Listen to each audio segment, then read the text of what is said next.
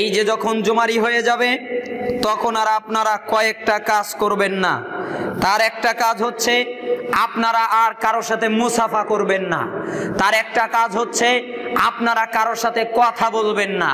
তার আর একটা কাজ হচ্ছে আপনি আপনার ভাইকে বলবেন না ভাই একটু এদিকে সরো। আপনি বলবেন না এখানে একটা পাথর আছে আমি সরিয়ে দেই। আপনি বলবেন না আপনার জামার ময়লা একটু সোজা করে দেই। আপনি বলবেন না ক্যামেরাটা একটু ঘুরে গেছে সোজা করে দেই। টোটালি হারাম, এখানে একদম নিষেধ।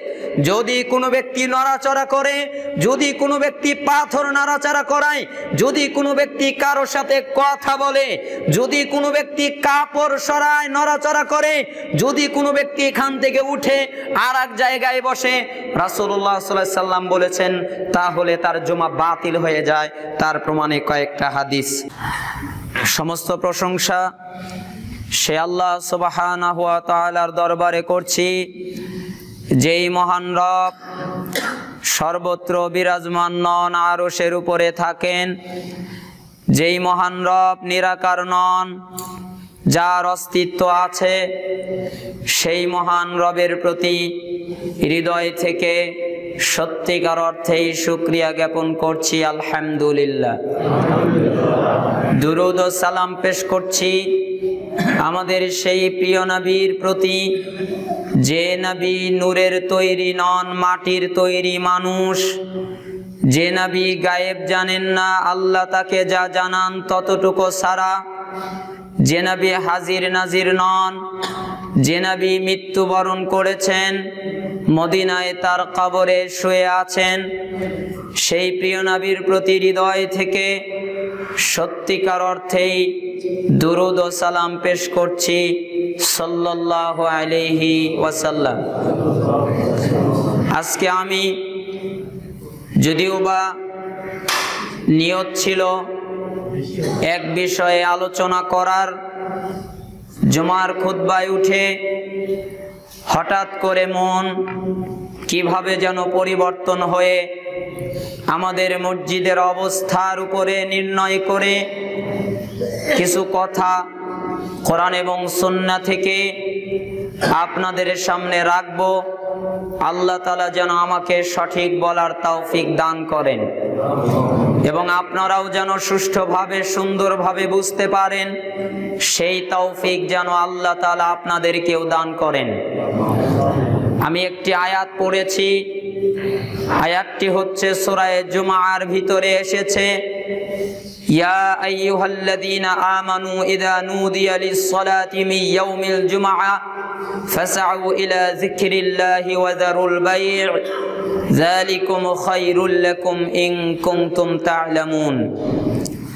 আল্লাহ সুবহানাহু ওয়া তাআলা বলছেন, হে ঈমানদারগণ, তোমরা যারা ঈমান এনেছো, তোমরা যারা আল্লাহে বিশ্বাসী, তোমরা যারা আখিরাতে বিশ্বাসী, তোমরা যারা নবীগণের প্রতি বিশ্বাসী, তোমরা যারা কিতাবের প্রতি বিশ্বাসী, তোমরা যারা ফেরেশতাগণের প্রতি বিশ্বাসী, তোমরা যারা তাকদীরের প্রতি বিশ্বাসী, অর্থাৎ যারা আল্লাহর প্রতি ঈমান এনেছো, ফেরেশতাগণের প্রতি ঈমান এনেছো, কিতাবের প্রতি ঈমান এনেছো, নবীগণের প্রতি ঈমান এনেছো, আখিরাতের প্রতি ঈমান এনেছো, তাকদীরের ভালো মন্দের প্রতি ঈমান এনেছো যারা, তারা শোনো, যখন জুমার দিনের আজান দেওয়া হয়, ওই আজান দেওয়ার সময় সমস্ত বেচা কেনা তোমরা বন্ধ করে দাও, আল্লাহর জিকিরের জন্যে চলে যাও।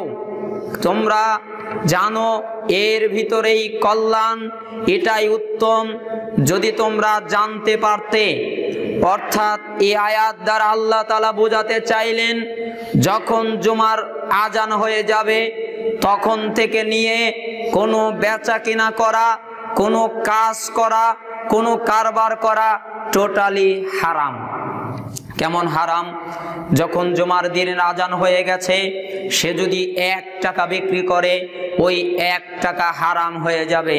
সুদের টাকা যেমন হারাম, জুমার আজানের পরে 1 টাকা বিক্রি করা তার চেয়ে মারাত্মক হারাম। সুদের টাকায় যেমন গুনাহ হয়, ঠিক জুমার আজান হয়ে গেলে তখন বেচা কিনা করাও গুনাহ হয়ে যায়। তখন কেউ দুনিয়াবি কাজ করতে পারে না, তখন সে কোনো কাজ করতে পারে না, তখন সে কোনো ব্যবসা করতে পারে না, তখন সে কোনো লেনদেন করতে পারে না। সব হারাম, টোটালি হারাম। কোনো রকমের সুযোগ তাদের জন্য নেই। কেন নেই? কারণ জুমার আজান হয়ে গেলে তখন আর তাকে অনুমতি দেওয়া হয়নি বাহিরে থাকার।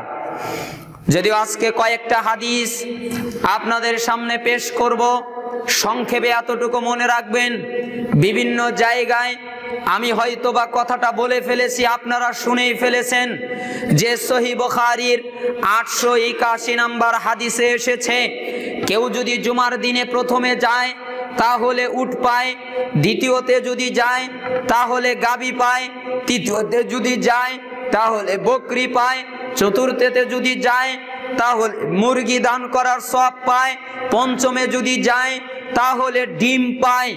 এরপরে ফেরেশতারা তাদের দপ্তরকে গুটিয়ে ফেলে।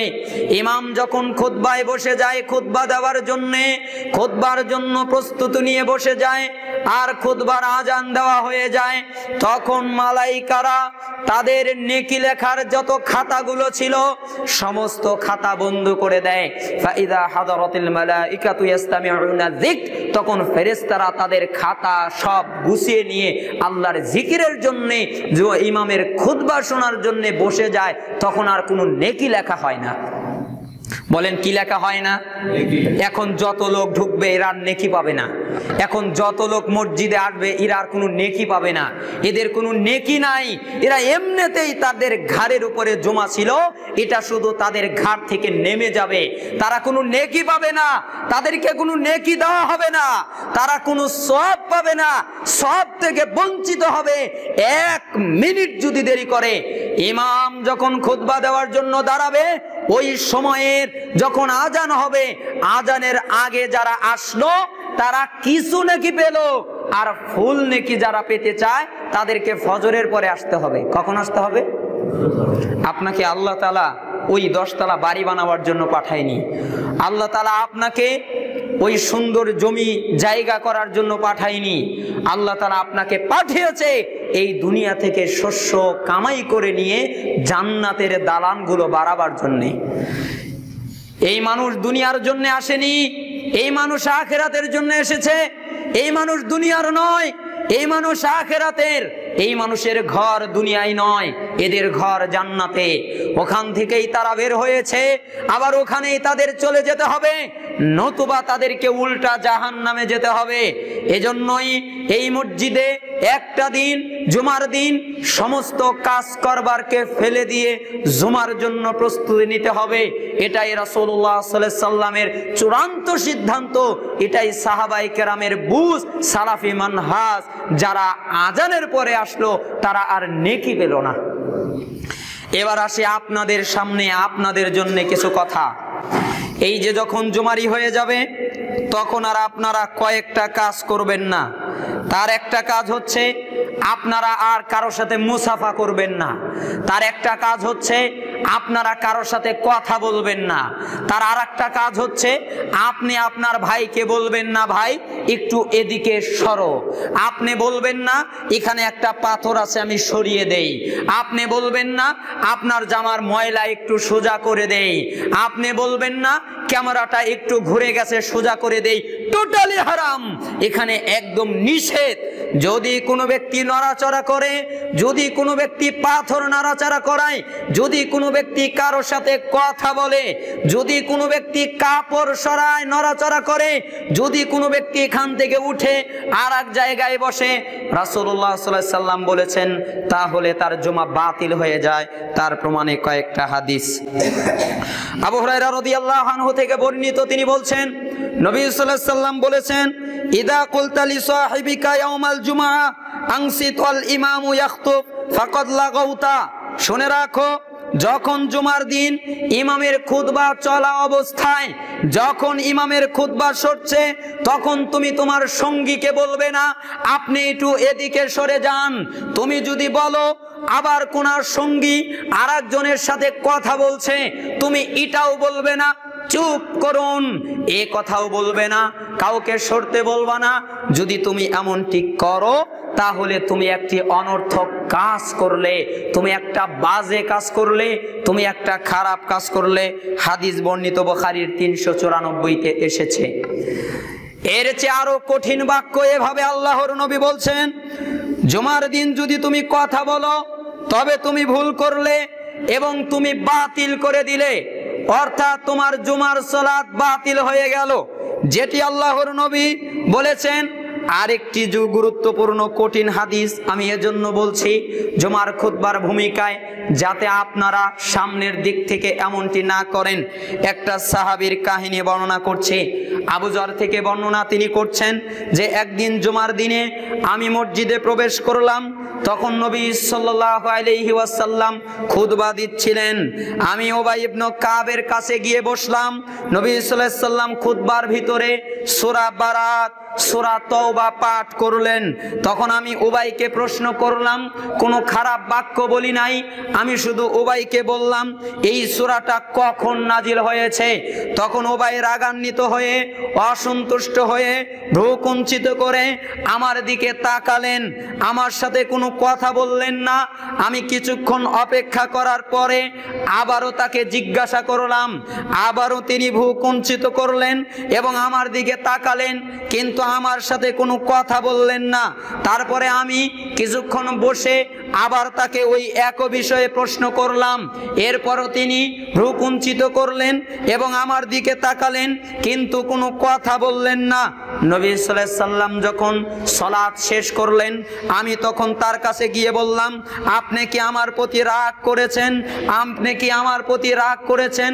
আমি আপনাকে বললাম এই সূরাটা কখন নাজিল হয়েছে।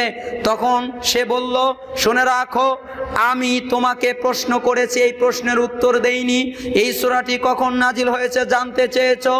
আর তিনি ভ্রু কুঞ্চিত করে আমার দিকে তাকালেন, এই কথা আল্লাহর নবীকে বললেন। তারপর আমাকে বললেন, তোমার সালাত তোমার জন্য কিছুই অর্জিত হয়নি বাজে কথা ছাড়া। তখন নবী সাল্লাল্লাহু আলাইহি সাল্লাম বললেন, উবাই সত্য কথা বলেছে। আমি বললাম, হে আল্লাহর নবী, উবাইয়ের সাথে আমি বললাম, উবাই ইবনে কাবকে বললাম এই সূরা বারাত কবে নাজিল হয়েছে। তিনি আমাকে কিছু বললেন না, আমার দিকে রাগান্বিত ভাবে চেয়ে থাকলেন। আমি আবারও বললাম, তিনি আমার দিকে রাগান্বিত ভাবে চেয়ে থাকলেন। আমি আবারও বললাম, তিনি আমার দিকে রাগান্বিত ভাবে চেয়ে থাকলেন। হে আল্লাহর নবী, এরপরে উবাই ইবনে কাব আমাকে বললেন যে তুমি অনর্থক কাজ করলে, তুমি বাতিল করে দিলে, তোমার জুমা বাতিল হয়ে গেল। তখন এই কথা যখন আল্লাহর নবীকে বললাম, আল্লাহর নবী তখন বললেন, উবাই সত্য কথাই বলেছে, তুমি যে তার সাথে কথা বলেছো এই কারণে তোমার জুমা বাতিল হয়ে গেছে, আর ওটা জুমা নাই, জোহর হয়ে গেছে। বলেন তো, কথা বলার কারণে কি হয়ে গেল? জুমা হয়ে গেল জোহর। কেন কথা বলবে? মুসল্লিদের কথা বলার অনুমতি কে দিয়েছে? শুধুমাত্র ইমাম খতিব খুতবা দেবেন, আর মুসল্লিদের কাজ হচ্ছে মনোযোগ সহকারে সেই খুতবা শ্রবণ করা, কথা বলার অধিকার তাদের নেই। এই হাদিসটা 718 সহিহ তারগিব ওয়া তারহিব আলবানী রাহিমাহুল্লাহ নিয়ে এসেছেন। এই একই বর্ণনার হাদিস রয়েছে, সেটা হচ্ছে ইবনে মাসউদ, আব্দুল ইবনে মাসউদ থেকে একই বর্ণনা। তিনি ওই একই কাজ করলেন। তখন শেষমেশ তিনি এই কথাটি বললেন, উবাই আল্লাহর নবীকে যখন বলা হলো উবাই আমার সাথে কথা বললেন না, তাকে একটা বিষয় জিজ্ঞাসা করলাম, তিনি আবার অন্যদিন আরেক বিষয় জানতে চেয়েছিলেন। তখন আল্লাহর নবী বললেন, উবাই সত্য কথা বলেছে, উবাই সত্য কথা বলেছে, তুমি তার অনুসরণ করো। অর্থাৎ তোমার আর আজকের জুমা আদায় হয় নাই, তোমার আজকের আর জুমা হয়নি, তুমি আজকে শুধু জোহর পড়ার নেকি পেয়েছো, জুমার নেকি হয়নি। কেন? তুমি একটা কথা বলেছো, এই কারণে তোমার জুমা বাতিল হয়ে গেছে। এই হাদিসটি বর্ণনা করেছেন ইয়ালা উত্তম সনদে, আবু ইয়ালা 1799, ইবনে হিব্বান 2783-তে। এরপরে আর একটা বর্ণনা এসেছে আব্দুল্লাহ বিন আমর বিন আস থেকে বর্ণিত। তিনি বলছেন, রাসূল সাল্লাল্লাহু আলাইহি ওয়াসাল্লাম বলেছেন, যে ব্যক্তি জুমার দিন গোসল করবে, নিজ স্ত্রীর নিকট থেকে কিছু সুগন্ধি ব্যবহার করবে, যদি তার কাছে সুগন্ধি থেকে থাকে ভালো পোশাক পরিধান করবে, অথবা মসজিদে গিয়ে মানুষের ঘাড় ডাঙ্গাবে না, নসিহতের সময় কারোর সাথে কোনো কথা বলবে না, তবে 2 জুমার মধ্যবর্তী সময়ের যতগুলো পাপ সে করেছে, এবং যে ব্যক্তি অনর্থক কথা বলবে এবং মানুষের ঘাড় ডিঙ্গাবে তার জুমা জোহরে পরিণত হয়েছে। আর যে ব্যক্তি কারো ঘাড় ডিঙ্গায়নি, যে ব্যক্তি পিছনে এসেছে ও পিছনেই বসেছে, যে প্রথমে এসেছে ও প্রথমেই বসেছে, যে মাঝখানে এসেছে ও মাঝখানেই বসেছে, তাহলে তার এই জুমার মধ্যবর্তীতে যত গুনাহ করেছে, গত জুমা থেকে এই জুমা পর্যন্ত যতগুলো গুনাহ করেছে, এই জুমা পড়ার কারণে আল্লাহ তাআলা তার সমস্ত গুনাহ ক্ষমা করে দিলেন। শুধু তাই নয়, তার ক্ষমা হয়ে গেল। আর যে কারোর ঘাড় ডিঙ্গালো, পিছনে এসে মানুষের ঘাড় ডেঙ্গিয়ে ডেঙ্গিয়ে সামনে এসে বসলো, তাহলে তার জুমা জোহরে পরিণত হয়ে গেল। আবু দাউদ 347, সহিহ আত-তারগিব ওয়াত তারহিব 721 নম্বর হাদিসের ভিতরে এই বর্ণনাটা এসেছে। জুমার নসিহতের এবার শেষ হাদিস আব্দুল্লাহ বিন আমর কর্তৃক উনি বর্ণনা করছেন, রাসূল সাল্লাল্লাহু আলাইহি সাল্লাম বলেছেন, জুমার সালাতের ভিতরে 3 ধরনের লোক মসজিদে আসে। মসজিদে 3 ধরনের লোক ছাড়া অন্য কোনো প্রকারের লোক মসজিদে আসে না। 1 ধরনের মানুষ উপস্থিত হয়ে অনর্থক কথা বলে, সে ওই অনর্থক কথাটি তার অংশ হিসেবে পাবে। অন্যজন লোক দোয়া করার জন্য উপস্থিত হয়, সে এমন লোক যে আল্লাহর কাছে দোয়া করে, আল্লাহ ইচ্ছা করলে তাকে দিবেন, ইচ্ছা করলে তাকে দিবেন না। অন্যজন ব্যক্তি নিরাপত্তার সাথে উপস্থিত হয়, কোনো মুসলিমের ঘাড় ডিঙ্গায় না, কাউকে কষ্ট দেয় না, তবে তার ওই জুমা পরবর্তী জুমা এবং অতিরিক্ত 3 দিনের জন্য কাফারা হয়ে যায়। আল্লাহ তাআলা বলেন, যে ব্যক্তি একটি নেক কাজ করবে সে তার 10 গুণ সওয়াব পাবে। সূরা আনাম, হাদিস আবু দাউদ 1113, ইবনে খুজাইমা 157, সহিহ আত-তারগিব 723 নম্বর হাদিস। রাসূলুল্লাহ সাল্লাল্লাহু আলাইহি সাল্লাম বুঝাতে চাইলেন, জুমার দিনে জুমার সালাত আদায় করার জন্য মাত্র 3 শ্রেণীর লোক আসে। তার 1 শ্রেণীর লোক হচ্ছে সে মসজিদে ঢুকে অনর্থক করে, অনর্থক কথাবার্তা করে, পাথর নড়াচড়া করে, কাপড় চোপড় নড়াচড়া করে, একজন আরেকজনের সাথে কথা বলে, একজন আরেকজনের সাথে কুশল বিনিময় করে। ওই ব্যক্তিটা অনর্থক ছাড়া আর কিছুই পায় না। আর 1 শ্রেণীর লোক সে শুধুমাত্র দোয়া করার জন্য আসে, আল্লাহ তাআলার কাছে চাওয়ার জন্য আসে। আর ওই ব্যক্তিটা দোয়া করা ছাড়া আল্লাহ তাআলা ইচ্ছা করলে তার দোয়া কবুলও করতে পারেন, ইচ্ছা করলে তার দোয়া কবুল নাও করতে পারেন। আর 1 শ্রেণীর লোক আছে, সে মসজিদে আসে, জুমায় আসে, মনোযোগের সাথে বসে, কোনো অনর্থক কিছু বলে না, কোনো কথাবার্তা বলে না, মনোযোগের সহিত খুতবা শ্রবণ করে। ওই ব্যক্তির জন্য আল্লাহ তাআলা এমন সওয়াব রেখেছেন, পরবর্তী জুমা থেকে এই জুমা এবং কি সামনের আরো 3 দিন, এই 3 দিন সামনে আসেই নাই, এই 3 দিন মোট 10 দিনের যত গুনাহ সে করেছে আল্লাহ তাআলা তা ক্ষমা করে দেন। তাহলে মোটামুটি ভাবে আমরা এখান থেকে একটা ধারণা পেয়ে গেলাম যে জুমার দিন আমাদের ব্যবহার কেমন হবে। এই প্রমাণাদির আলোকে আমি এটা বোঝাতে চাই, জুমার দিন খুতবার আগে আসতে হবে, এটা প্রত্যেকের জন্য বাধ্যতামূলক। যদি সওয়াব পেতে চায়, সে যেই খতিব যেই খুতবা দিক কিনা, ওই সওয়াব পেতে গেলে তাকে খতিবের আগে উপস্থিত হতে হবে। এরপরে আরো জানতে পারলাম, জুমার মসজিদে জুমার সালাতের জন্য গিয়ে সেখানে কোনো নড়াচড়া চলবে না, সেখানে কোনো কথাবার্তা চলবে না, খুতবার সময় কোনো কাজ কারবার চলবে না। যদি কেউ এগুলো করে তাহলে তার জুমা জোহরে পরিণত হয়ে যাবে। এই হাদিসগুলো নিয়ে 3 ধরনের আলেম 3 মত অবলম্বন করেছেন। একজন বলেছেন তার জুমা জোহর হয়ে যাবে, আর এক প্রকারের আলেম বলেছেন তার জুমা জোহর হবে এমন নয়, তবে সে জুমার সওয়াব পাবে না। আর একজন বলেছেন তার জুমাটাই বাতিল হয়ে যাবে, সে কোনো সওয়াবই পাবে না, তার জুমাও বাতিল হয়ে যাবে, জোহরও আদায় হবে না।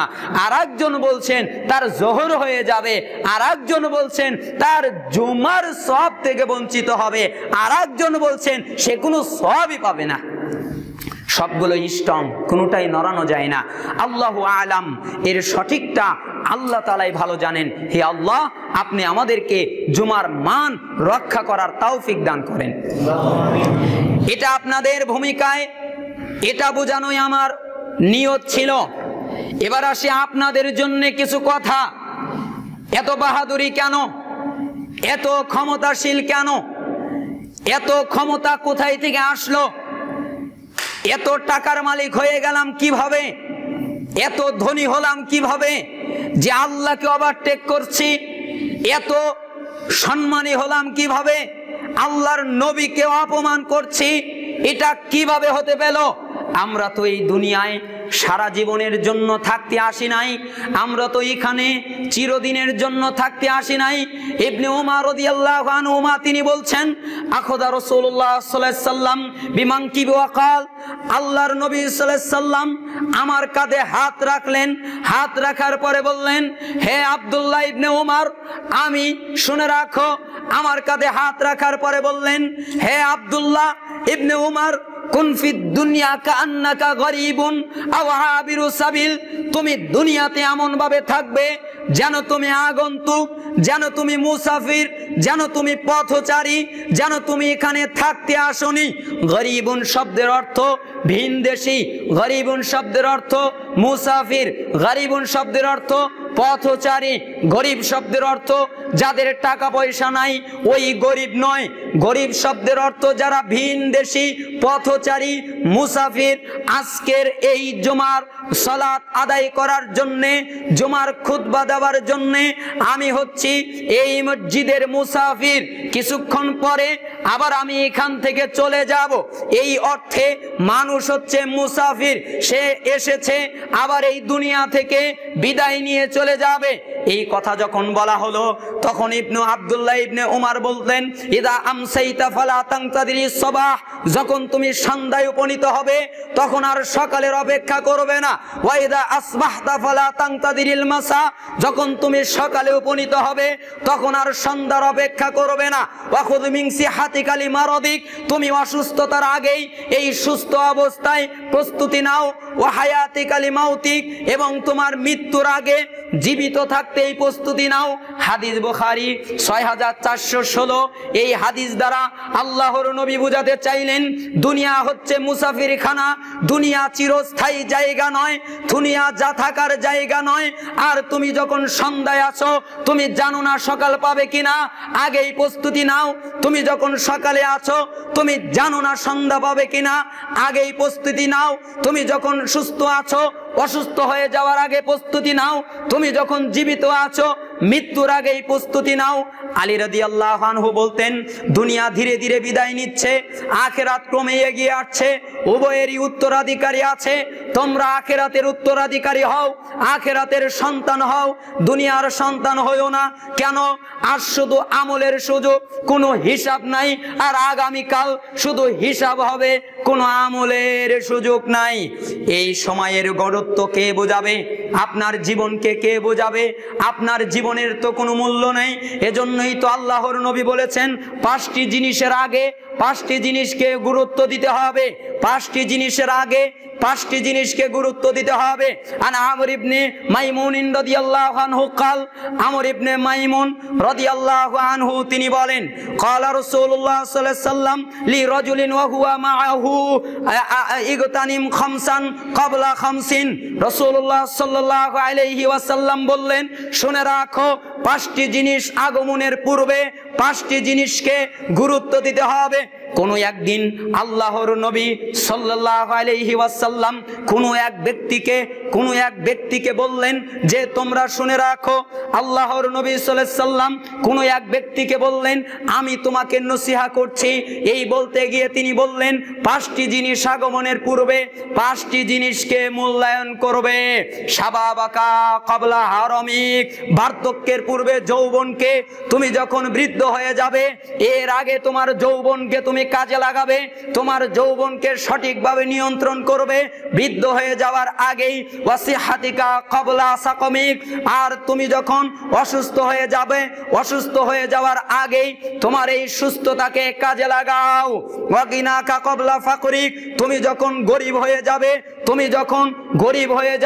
দরিদ্র হয়ে যাবে, এই দরিদ্রতার আগেই তুমি তোমার সচ্ছলতাকে কাজে লাগাও। ওয়াফারাগা ক্বাবলা শুগলিক, তুমি যখন ব্যস্ত হয়ে যাবে এই ব্যস্ত হয়ে যাওয়ার আগে তুমি তোমার অবসর সময়টাকে কাজে লাগাও। ওয়াহায়াতিকা ক্বাবলা মাউতিক, তুমি যখন মৃত্যুবরণ করবে এই মৃত্যুবরণ করার আগে তুমি তোমার সময়টাকে কাজে লাগাও।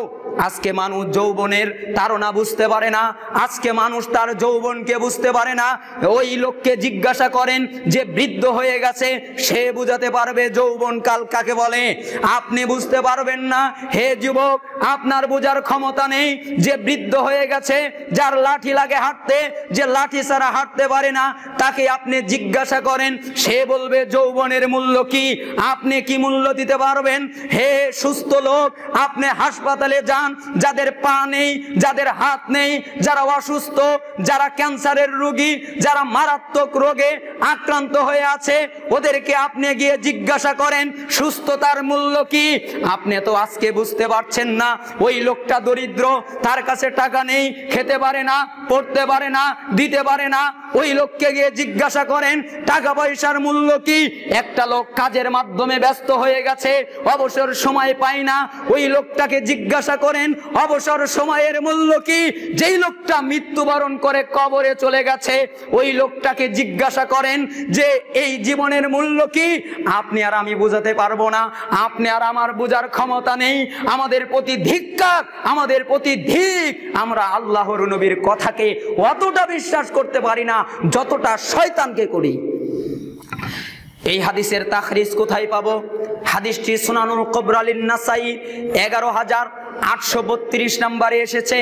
হাদিসটি এসেছে মুস্তাদরাক হাকিম 7846 নম্বরে, শারহুস সুন্নাহ 4021 নম্বরে, মুসান্নাফ ইবনে আবি শাইবা 35460 নম্বরে হাদিসটি এসেছে। জামিউস সগীরের ভিতরে 1857 নম্বরে এসেছে এবং এই হাদিস সহিহ আত-তারগীব ওয়াত তারহিব নামক কিতাবের 3355 নম্বরে এসেছে এবং মিশকাতুল মাসাবিহের 5174 নম্বর হাদিসে এসেছে। হাদিসের মান বিশুদ্ধ। রাসূলুল্লাহ সাল্লাল্লাহু আলাইহি ওয়াসাল্লাম উপদেশ দিলেন 5টা জিনিসের আগে 5টা জিনিসকে গুরুত্ব দাও। যখন ওগুলো ঘটে যাবে তখন তোমরা মনে করতে পারবে কি ক্ষতি নাই করেছি। আল্লাহ তাআলা আমাদের বুঝের তৌফিক দান করুন। আলহামদুলিল্লাহি ওয়াহদা ওয়াসসালাতু একটা হাদিস নিয়ে আলোচনা করছিলাম। 5টা জিনিসের আগে 5টা জিনিসের গুরুত্ব দিতে হবে। এরপরে একই সামর্থ্যবোধক কথা, 5টা কিয়ামতের দিন এই মানুষেরা 5টা পরীক্ষারই সম্মুখীন হবে। আন ইবনে মাসউদ রাদিয়াল্লাহু আনহু আনিন নবী সাল্লাল্লাহু আলাইহি ওয়াসাল্লাম قال, ইবনে মাসউদ রাদিয়াল্লাহু আনহু থেকে বর্ণিত, তিনি বলছেন নবী সাল্লাল্লাহু আলাইহি ওয়াসাল্লাম তিনি বলেছেন, লা তাজুলু কদম ইবনি আদম ইয়াউমাল কিয়ামা মিন খামসিন। রাসূলুল্লাহ সাল্লাল্লাহু আলাইহি ওয়াসাল্লাম বলেছেন কিয়ামতের দিন আদম সন্তান 5টা প্রশ্নের উত্তর না দেওয়া পর্যন্ত তাদের পা নাড়াচাড়া করতে পারবে না, তাদের পা নড়ানোর ক্ষমতা থাকবে না, তাদের নড়াচড়া করার ক্ষমতা থাকবে না। যতদিন পর্যন্ত 5টা প্রশ্নের উত্তর না দেবে ততক্ষণ পর্যন্ত তাদের নড়াচড়া করার কোনো অধিকার নেই। আন উমরিহি ফিমা আফনাহু, তাকে বলা হবে বলে দাও তুমি তোমার যৌবন কোন কাজে অতিবাহিত করেছো। আমি তোমাকে যৌবন দিয়েছিলাম টাকা কামাইয়ের জন্য নয়, আমি তোমাকে যৌবন দিয়েছিলাম মানুষের সাথে ক্ষমতা দেখাবার জন্য নয়, আমি তোমাকে যৌবন দিয়েছিলাম কারো উপরে অত্যাচার করার জন্য নয়, আমি তোমাকে যৌবন দিয়েছিলাম কাউকে হত্যা করার জন্য নয়, আমি তোমাকে যৌবন দিয়েছিলাম হে যুবক গেমস খেলে সময় নষ্ট করার জন্য নয়, আমি তোমাকে যৌবন দিয়েছিলাম বাজে কাজ করার জন্য নয়। তুমি আমাকে যৌবনের হিসাব দাও, তোমার অন্য হিসাব চাই না, বৃদ্ধ বয়সের হিসাব চাই না, যৌবনকালের হিসাব তুমি আমাকে দাও, এছাড়া তোমার পা নড়ানোর অধিকারী নেই। ওয়াসাবাবিহি ক্বাবলা আফনাহু, এরপরে আগনাহু, এরপরে বলা হবে যে তুমি ওই যৌবনের হিসাব দেবে এবং তুমি এই যৌবন কালকে কোন কাজে অতিবাহিত করেছো এর হিসাবও তুমি দেবে। এরপরে তুমি বলো ওয়া মালিহি মিন আইনা ইকতাসাবাহু ওয়া ফিহি আনফাকাহু, আমি তোমাকে যেই ধন সম্পদ দিয়েছিলাম ওই ধন সম্পদ কিভাবে তুমি উপার্জন করেছিলে, চুরি করে উপার্জন করেছিলে, সুদ খেয়ে উপার্জন করেছিলে, ঘুষ খেয়ে উপার্জন করেছিলে, মানুষকে মেরে উপার্জন করেছিলে, কারোটা মেরে দিয়ে উপার্জন করেছিলে, হারাম পদ্ধতিতে উপার্জন করেছিলে না হালাল পদ্ধতিতে উপার্জন করেছিলে, তুমি তোমার টাকা পয়সা কিভাবে উপার্জন করেছিলে এর জবাব দাও, এবং ওই সম্পত্তি কোন কাজে ব্যয় করেছিলে এর জবাব দাও। ওয়া মাযা আমিলা ফীমা আলিমা, এবং আমি তোমাকে যে জ্ঞান দিয়েছিলাম, তোমাকে ইলম দিয়েছিলাম, তুমি কোরআন জানতে, হাদিস জানতে, সঠিক পথ জানতে, এই ইলম অনুযায়ী কতটুকু আমল করেছিলে। আর কিছু তোমার কাছে চাই না, 5টা প্রশ্নের উত্তর দিয়ে তুমি জান্নাতে যাও, এছাড়া তোমার নড়ার অনুমতি নাই। বলেন তো কি হবে? হ্যাঁ যুবক, আপনার কি হবে? আপনার যৌবনকাল তো গেমস খেলে খেলে নষ্ট হয়ে গেছে, আপনার যৌবনকাল তো পাবজি খেলে নষ্ট হয়ে গেছে। আপনাদের কি হবে? যাদের যৌবনকাল আল্লাহকে ভুলে গিয়ে অতিবাহিত হয়েছে তার কি হবে? যার যৌবনকাল খারাপ সময় অতিবাহিত হয়েছে তার কি হবে? যার সম্পত্তি হারাম খাতে উপার্জন হয়েছে তার কি হবে? যার সম্পত্তি আল্লাহর জন্য ব্যয় করা হয়নি তার কি হবে? যার ইলম অনুযায়ী আমল করা হয়নি। হাদিস তিরমিজি বর্ণনা করেছেন 2416 নম্বরে হাদিস বর্ণনা করেছেন মিশকাতুল মাসাবিহের 5297-তে 5297, কোন বর্ণনার 5197-তে রাসূলুল্লাহ সাল্লাল্লাহু আলাইহি সাল্লাম বলেছেন হাদিস এটা বিশুদ্ধ। তাহলে বলেন তাদের কি হবে? আমাদের উপায় কি হবে? আমরা তো আমাদের জীবনটাকে আল্লাহর জন্য ব্যয় করছি না, আমাদের কি হবে? আমরা কোথায় যাব? রাসূলুল্লাহ সাল্লাল্লাহু আলাইহি সাল্লাম এই উপদেশ, এই নসিহত আমাদেরকে করলেন। আল্লাহর নবী সাল্লাল্লাহু আলাইহি সাল্লাম থেকে আর একটি উপদেশ, আল্লাহর নবী সাল্লাল্লাহু আলাইহি সাল্লামের সাহাবী আন আবি যর রাদিয়াল্লাহু আনহু قال, আবু যর রাদিয়াল্লাহু আনহু তিনি বলছেন আমারনি খলিলি সাল্লাল্লাহু আলাইহি সাল্লাম বি7, আমার বন্ধু মুহাম্মদ সাল্লাল্লাহু আলাইহি সাল্লাম আমাকে 7টি কাজে আদেশ করেছেন। আমার বন্ধু আমাকে বলেছেন হে আবু যর তুমি এই 7টি কাজ করবে, এজন্য তিনি আমাকে আদেশ করেছেন। আমার বন্ধু মুহাম্মদ সাল্লাল্লাহু আলাইহি সাল্লাম আবু যর রাদিয়াল্লাহু আনহু মুহাম্মদ সাল্লাল্লাহু আলাইহি সাল্লামের ছোটবেলার বন্ধু ছিলেন। আবু যর বলতেন আমার বন্ধু আমাকে 7টি কাজের উপদেশ দেননি, বরঞ্চ আদেশ করেছেন। তিনি আমাকে আদেশ করেছেন 1 নাম্বার আমারনি বিহুব্বিল মাসাকিন ওয়া মাররু ওয়া দুররু ওয়া দুনুবি মিনহুম। আল্লাহর নবী সাল্লাল্লাহু আলাইহি সাল্লাম আমাকে বলেছেন হে আবু যর আমি তোমাকে বলছি তুমি মিসকিনদেরকে ভালোবাসবে এবং তাদের কাছাকাছি থাকবে। এটা হচ্ছে তোমার প্রতি আমার প্রথম আদেশ। যখন দেখবে মিসকিন, যাদের কোনো খাবার পয়সা নেই, যাদের থাকার জায়গা নেই, যারা অভাবে কাটে, মিসকিন কাকে বলে? মিসকিন তাকেই বলে যার অভাব কিন্তু সে কারো কাছে চায় না, যার অভাব কিন্তু সে কারো কাছে চায় না, আল্লাহ তাআলার কাছে চায়। যাদের কিছু নাই, বলতেও পারে না, কারো কাছে চাইতেও পারে না, সম্মানের খাতিরে, এরা হচ্ছে মিসকিন। আমি আবু যরকে বললাম, আল্লাহর নবী বলছেন হে আবু যর তুমি মিসকিনদেরকে ভালোবাসবে এবং তুমি তাদের কাছাকাছি থাকবে, তাদের থেকে দূরে চলে যাবে না। ওয়া আমারনি আন আনজুরা ইলা মান হুয়া দুনি ওয়া আমারনি ওয়ালা আনজুরা ইলা মান হুয়া ফাওকি। আমি তোমাকে বলছি তুমি যেন তোমার থেকে যে ব্যক্তি নিচু স্তরে রয়েছে, তুমি যেন, আল্লাহর নবী আমাকে বললেন হে আবু যর তুমি, অর্থাৎ আমি যেন আবু যর আমার থেকে নিচু স্তরে যারা রয়েছে ওদের দিকে দৃষ্টিপাত করি, আমি যেন আমার থেকে যারা উঁচু স্তরে রয়েছে ওদের দিকে দৃষ্টিপাত না করি। কিভাবে? এক ব্যক্তির হাত নেই, আমি বলবো আলহামদুলিল্লাহ আল্লাহ তাআলা আমাকে হাত দিয়েছেন। এক ব্যক্তির পা নেই, আমি বলবো আলহামদুলিল্লাহ আল্লাহ তাআলা আমাকে পা দিয়েছেন। এক ব্যক্তির থাকার জায়গা নেই, আমি বলবো আলহামদুলিল্লাহ আল্লাহ তাআলা আমাকে থাকার জায়গা দিয়েছেন। এক ব্যক্তির অভাব, আমি বলবো আলহামদুলিল্লাহ আল্লাহ তাআলা আমাকে সুখে রেখেছেন। এক ব্যক্তি অসুস্থ, আমি বলবো আলহামদুলিল্লাহ আল্লাহ তাআলা আমাকে সুস্থ রেখেছেন। কেন? আমার থেকে নিচে যে, আমার থেকে ছোট যে, আমার থেকে খাটো যে, আমি যেন তার দিকে তাকাই, আমার থেকে বড় যে আমি যেন তার দিকে না তাকাই। ইস এই লোকটার 10 তলা বিল্ডিং, আমার যদি হইতো এইরকম যেন না বলি। ইস এই লোকটা কত সুন্দর চেহারাওয়ালা, আমার যেন হইতো আমি যেন এমন না বলি। এই লোকটার কত সুন্দর সুন্দর গাড়ি, আমার যদি হইতো আমি যেন এমন কথা না বলি।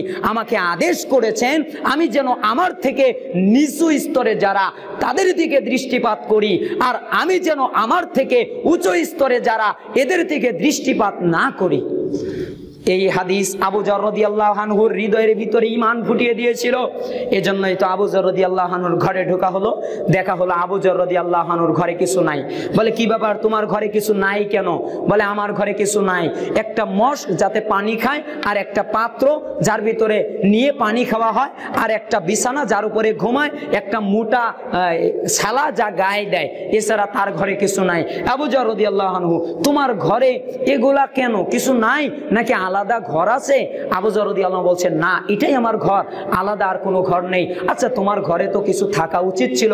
তখন উনি বলতেন আচ্ছা তোমাকে যদি তোমার বাড়িওয়ালা বলে দেয় যে 10 দিন পরে তোমাকে ঘর ছেড়ে দিতে হবে, তুমি কি তোমার ঘরে কিছু করবে?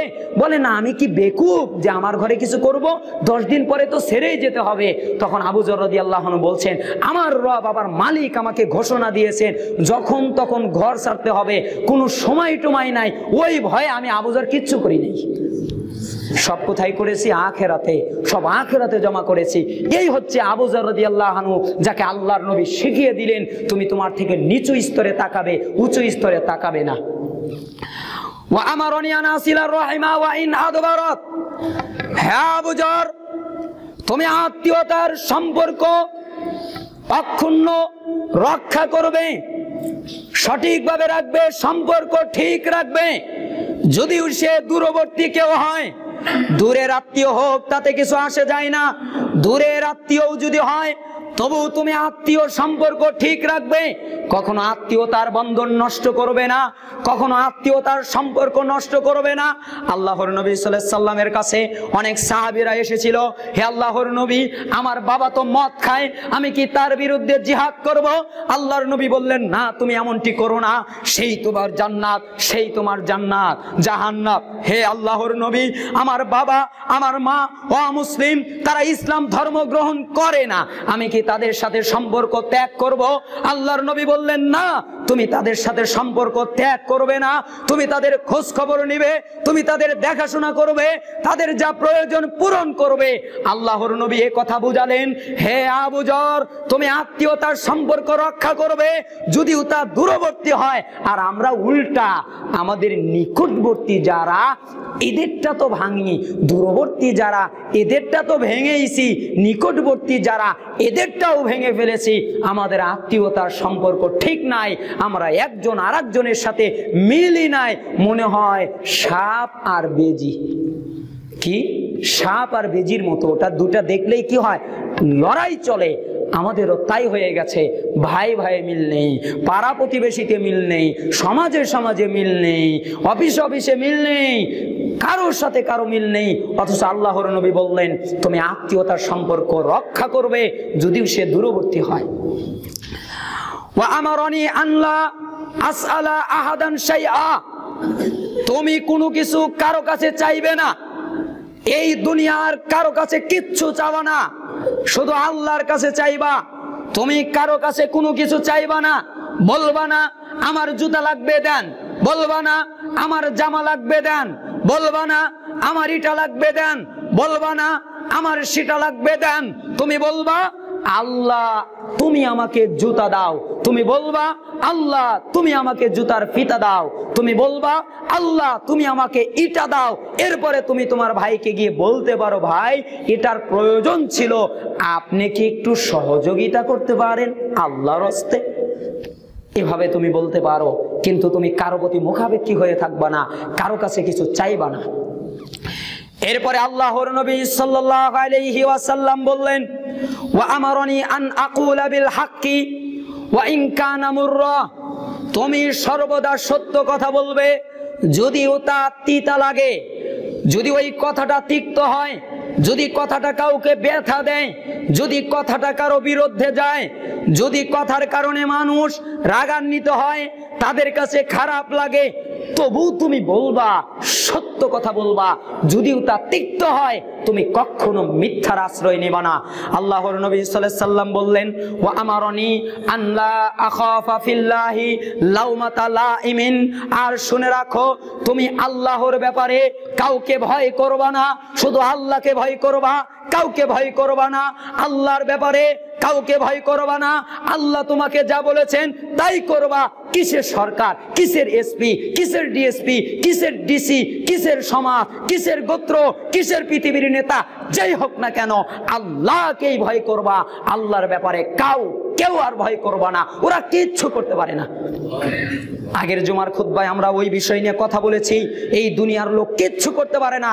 এজন্য আল্লাহর নবী বললেন তুমি আল্লাহর ব্যাপারে কাউকে ভয় করবা না, শুধু আল্লাহকে ভয় করবা। ওয়া আমারনি আন উকসিরা মিন কাউলি লা হাওলা ওয়ালা কুওয়াতা ইল্লা বিল্লাহ কাআন্নাহুন্না মিন কানজিন তাহাতাল আরশ, আর আমি তোমাকে বলছি তুমি এই বাক্যটি বেশি বেশি উচ্চারণ করবা, এই বাক্যটি বেশি বেশি পড়বা, এই বাক্যটি বেশি বেশি তোমার জবান থেকে যেন হয় সেটা হচ্ছে লা হাওলা ওয়ালা কুওয়াতা ইল্লা বিল্লাহ। আল্লাহ তাআলা ছাড়া আমার কোনো শক্তি নাই, আল্লাহ তাআলা ছাড়া আমার কোনো আশ্রয়দাতা নাই, আশ্রয় নেই, শক্তি নেই আল্লাহ তাআলা ছাড়া। এটা বেশি বেশি পড়বা। কেন? এটা হলো জান্নাতের গুপ্তধন। সুবহানাল্লাহ, এটা কি? জান্নাতের গুপ্তধন। হাদিসটি মুসনাদে আহমদ 21453, সহিহ ইবনে হিব্বান 449, মিশকাত 5277 এবং অপর বর্ণনায় 5253-তে হাদিসটি এসেছে। হাদিসটি বিশুদ্ধ। রাসূলুল্লাহ সাল্লাল্লাহু আলাইহি ওয়াসাল্লাম এখানে 7টা আদেশ করলেন। কয়টা? 7টা। সময়ের স্বল্পতার কারণে যদিও বা আমি বুঝতে পারিনি এত সময় লেগে যাবে, হাদিস অনুবাদ করতে গিয়ে আমার সময় শেষ হয়ে গেছে, ক্ষুণ্ণ হয়ে গেছে। তো যাই হোক, এই অল্প সময়ের ভিতরে আমি আপনাদেরকে যতটুকু নসিহা করার চেষ্টা করেছি কোরআন এবং সুন্নাহর আলোকে, আশা করছি এই একটা নসিহাও যদি আমরা পালন করতে পারি তাহলে ইনশাআল্লাহ আমরা মুমিন বান্দা, জান্নাতে মানুষ হতে আমাদের কোনো বাধা থাকবে না। সেটা কি? এক, আল্লাহর নবী সাল্লাল্লাহু আলাইহি ওয়াসাল্লাম আবু যরকে বলেছেন মিসকিনদের ভালোবাসবে এবং তাদের কাছাকাছি থাকবে। 2, তুমি তোমার থেকে নিচু স্তরের দিকে তাকাবে, উপরের উচ্চ স্তরে তাকাবে না। 3, তুমি মনে করবে আত্মীয়তার সম্পর্ক রক্ষা করবে যদিও সে দূরবর্তী হয়। তুমি কারো কাছে কোনো কিছু চাইবে না। 5 নম্বরে তুমি হক কথা বলবে যদিও তা তিতা লাগে। 6 নম্বরে তুমি আল্লাহ তাআলার ব্যাপারে কাউকে ভয় করবা না। 7 নম্বরে লা হাওলা ওয়ালা কুওয়াতা ইল্লা বিল্লাহ। এটা বেশি বেশি পড়বে। কেন? এটা হচ্ছে জান্নাতের গুপ্তধন, এটা হচ্ছে জান্নাতের গুপ্তধন।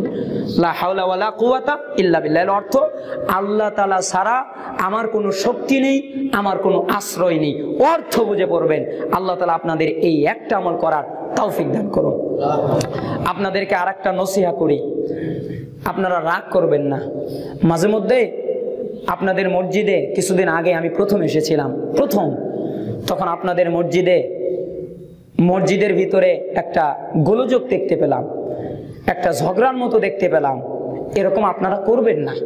এটা মসজিদ, এটা আপনার বাড়ি নয়। এটা মসজিদ, এটা আপনার ক্ষমতাশীল নয়। এটা মসজিদ, এটা আপনার একার টাকা নয়, এটা জনগণের টাকা। এটা মসজিদ হচ্ছে আল্লাহর জন্য ওয়াকফ করে দেওয়া। কোনো ব্যক্তি যদি ওয়াকফ ছাড়া, এটা সালফে সালেহিনরা বলেছেন, ওয়াকফ করে না দেয়, ওই মসজিদে সালাতই হয় না, তাই না? ওয়াকফ করতে হয় কার জন্যে? আল্লাহ তাআলার জন্য। এটা কোনো কারো মালিকানা নয়, কারো নিজস্ব নয়, এটা আল্লাহর ঘর। আল্লাহর ঘরে যখন কেউ ঢুকবে তখন তার কথাবার্তা, চাল চলন, আচার আচরণ সব নম্র হয়ে যাবে। কেন? ঘর কার? আল্লাহর ঘর। সরকারের ঘরে ঢুকলে কত নম্র, কিচ্ছু করে না। একটা অফিসারের ঘরে ঢুকলে কত নম্র, কোনো কথাই বলে না। পুলিশের আড্ডায় গেলে তো আরো কথা বলে না। মানে এত ভয় তাদেরকে পায়, অথচ আল্লাহকে ভয়ই পাচ্ছে না। এজন্য তাদেরকে না পেয়ে আল্লাহকে ভয় করুন। মসজিদে আপনারা শোরগোল করবেন না, মারামারি করবেন না, হট্টগোল করবেন না। কোনো বিষয় যদি জরুরি হয় আপনারা বাহিরে গিয়ে পরামর্শ করবেন সুন্দরভাবে, সুষ্ঠুভাবে। আল্লাহ তাআলা সেই তৌফিক আপনাদেরকে দান করুন। আমার কথায় ব্যথা পেলে আল্লাহর ওয়াস্তে আপনারা আমাকে ক্ষমা করে দেবেন, আমিও আপনাদেরকে ক্ষমা করে দিচ্ছি। হে আল্লাহ, আমাদের যারা অসুস্থ তাদেরকে আপনি শিফা কামেলা আজেলা দান করেন। আমাদের যারা অভাবী তাদেরকে অভাব থেকে অব্যাহতি দান করেন। আমাদের যারা ঋণী তাদেরকে ঋণ থেকে রক্ষা করেন। আমাদের ভিতরে যে যে মুসিবতে আছে সেই মুসিবত থেকে তাদেরকে আপনি পানা মঞ্জুর করেন। হে আল্লাহ, আপনি আমাদেরকে কবরের আযাব থেকে রক্ষা করেন। হে আল্লাহ, আপনি আমাদেরকে জাহান্নামের আযাব থেকে রক্ষা করেন। হে আল্লাহ, আপনি আমাদের দাজ্জালের ফিতনা থেকে রক্ষা করেন। হে আল্লাহ, আপনি আমাদেরকে জীবন আর মরণের ফিতনা থেকে রক্ষা করেন। হে আল্লাহ, যত প্রকারের অশ্লীলতা, বেহায়াপনা, ফিতনা রয়েছে সব অপছন্দনীয় ফিতনা কার্যকলাপ থেকে আপনি আমাদেরকে রক্ষা করেন। হে আল্লাহ, আপনি আমাদেরকে রব্বানা আতিনা ফিদ দুনিয়া হাসানা ওয়া ফিল আখিরাতি হাসানা ওয়া কিনা আযাবান নার। হে আল্লাহ, আপনি আমাদেরকে দুনিয়ায়ও কল্যাণ দান করেন, আখিরাতেও কল্যাণ দান করবেন এবং জাহান্নামের আযাব থেকে আমাদেরকে রক্ষা করিয়েন। হে আল্লাহ, আমরা যারা হিদায়াত পাইনি আমাদেরকে আপনি হিদায়াত দিয়ে দেন।